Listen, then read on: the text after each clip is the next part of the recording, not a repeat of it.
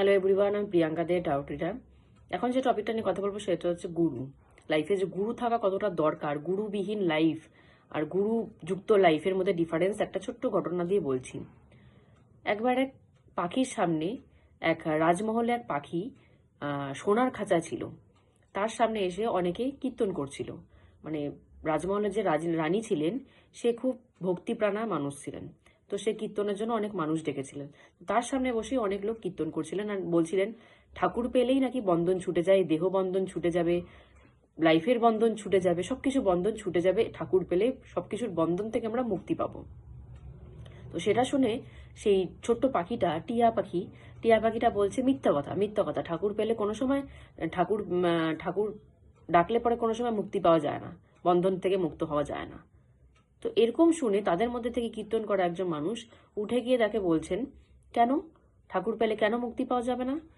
তখন সে বলছে, আমি এক জায়গায় ছিলাম, সেখানে আমি খুব ঠাকুরের নাম গান করতাম, নাম ধ্যান করতাম, খুব ঠাকুর ঠাকুর করতাম। একজন লোকের কাছে আমি ছিলাম, সে আমাকে খুব সুন্দরভাবে রেখে দিয়েছিল। কিন্তু হঠাৎ একদিন এক রাজা চোখে আমি পড়লাম, সে দেখলো আমি ঠাকুরের নাম ধ্যান করি, সে আমাকে নিয়ে এসে সোনার খাঁচায় বেঁধে দিল।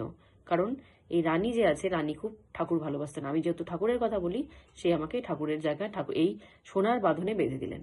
কিন্তু আমি আগে যেখানে ছিলাম সেখানে খোলা ছিলাম। আমি যে মানুষ আমাকে রেখেছিল সে আমাকে খোলা রেখেছিল, সে আমাকে বাঁধনে বাঁধেনি, খোলা ছিলাম তার কাছে আমি।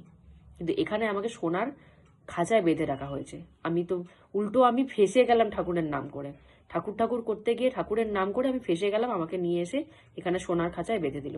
আমার সাথে যেসব অন্য পাখিরা ছিল তারা কোনো সময় ঠাকুরের নাম করতো না, তো ঠাকুর তাদেরকে দেখে তাদেরকে কিন্তু নিয়ে আসেনি। আমি যেহেতু ঠাকুরের নাম করতাম, ঠাকুর উল্টো আমাকে নিয়ে এসে রাজা উল্টো আমাকে নিয়ে এসে সোনার খাঁচায় বেঁধে দিল। তার থেকে তো ভালো হতো আমি ঠাকুরের নাম করতামই না, আমার অন্য সাথীদের মতো আমি শুধু নর্মাল থাকতাম, তাহলে রাজা আমাকে নিয়ে এসে এখানে বাঁধতে পারতো না, আমি মুক্ত থাকতাম। আমি ঠাকুরের নাম করে উল্টো ফেসে গেলাম। তখন সেই ব্যক্তি বলছেন, যারা কীর্তন করতে আসছিলেন তারা বলছে, তুমি একটা কাজ করবে, তুমি কালকে সকালবেলায় যেভাবে মানে মরে গেলে সবাই শুয়ে থাকে, সেভাবে তুমি চুপ করে পড়ে থাকবে খাঁচার ভিতরে, কোনো আওয়াজ করবে না, কিচ্ছু আওয়াজ করবে না, একদম চুপ করে পড়ে থাকবে।